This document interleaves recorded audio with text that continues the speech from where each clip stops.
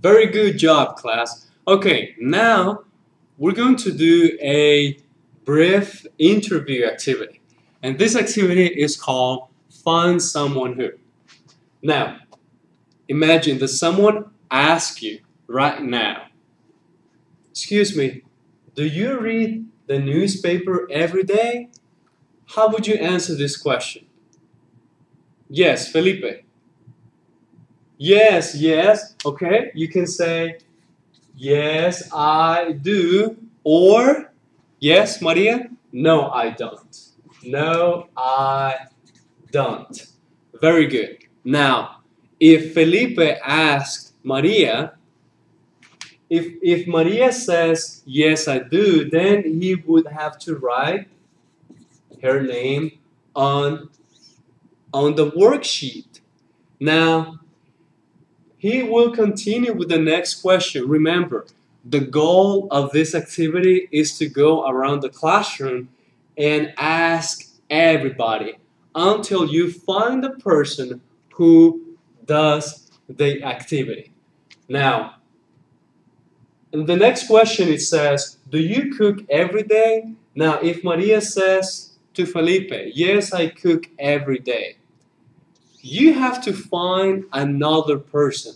It cannot be the same person. Go and find somewhere else. Okay?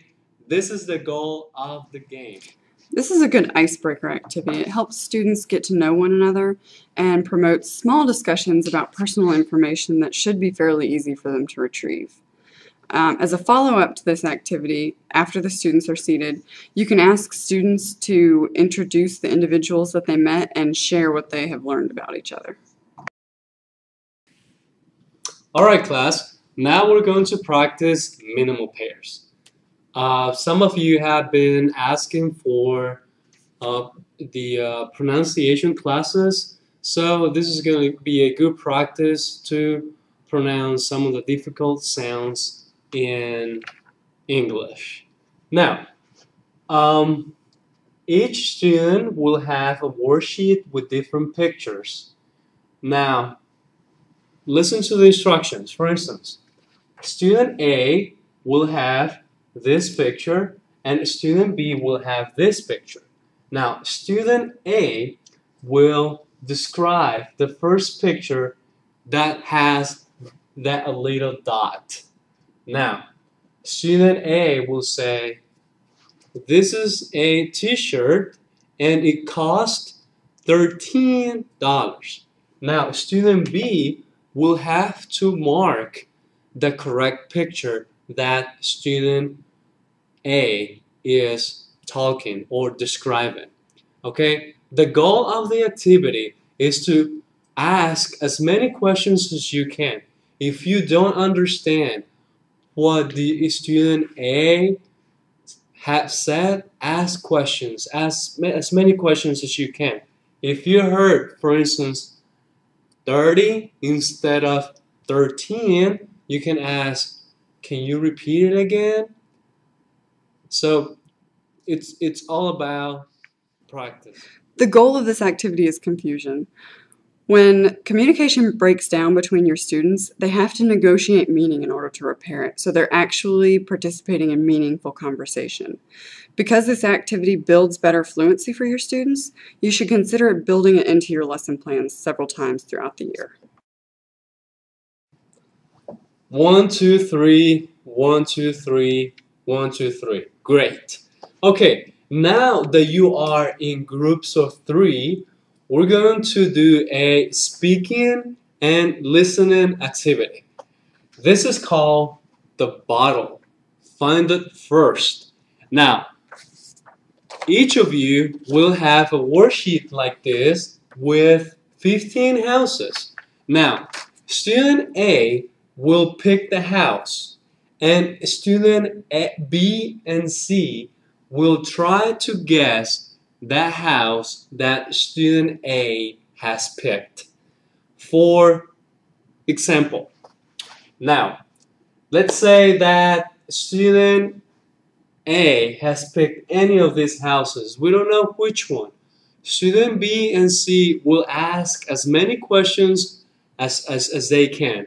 For instance, is your house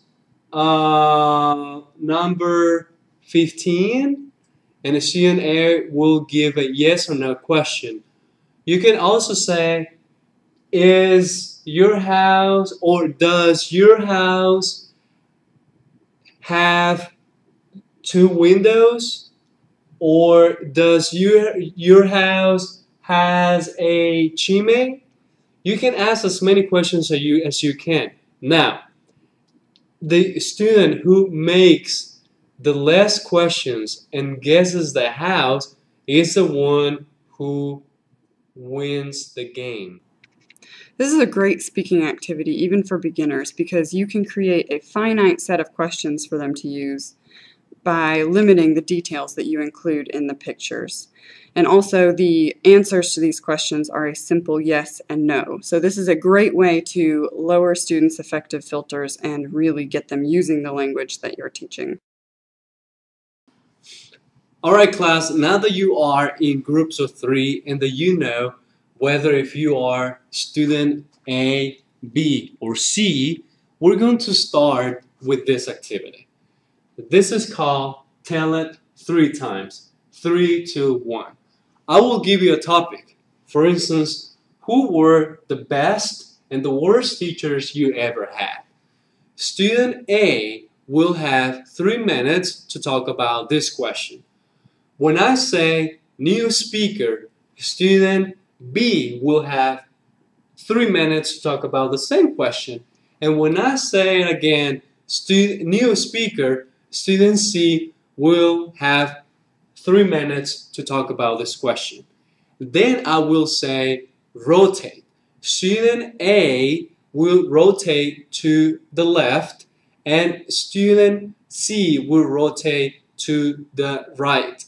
And student B will be seated. Okay? Now you will have 2 questions, 2 minutes to talk about the same question. Okay? This is a great fluency building activity because it not only gives your students a chance to talk about the same subject 3 different times, but it also gives them the opportunity to listen to their fellow students talk about the same topic and then reformulate their ideas and language use in between. So it's a great opportunity for students to negotiate meaning among themselves, and it also helps get some of your more reticent students speaking. All right, class. Now we're going to do a drawing activity. You're going to work in pairs, but I'm going to need a volunteer to demonstrate this activity. Okay, you're going to draw a sun on the top left of the box. Okay, remember, it's going to be on the top left of the box. Okay. All right. Now you're going to draw a mountain under the sun. All right. On the bottom of the mountain, you're going to draw a house.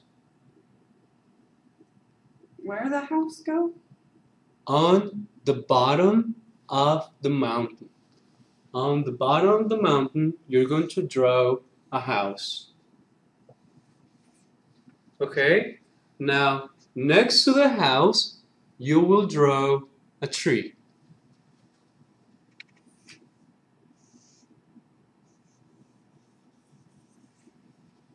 Okay? And finally, under the tree, you will draw 2 children playing with a ball. 3 children? Yes, under the tree, you will draw 2 children. 2. 2, yes. 2 children playing with a ball.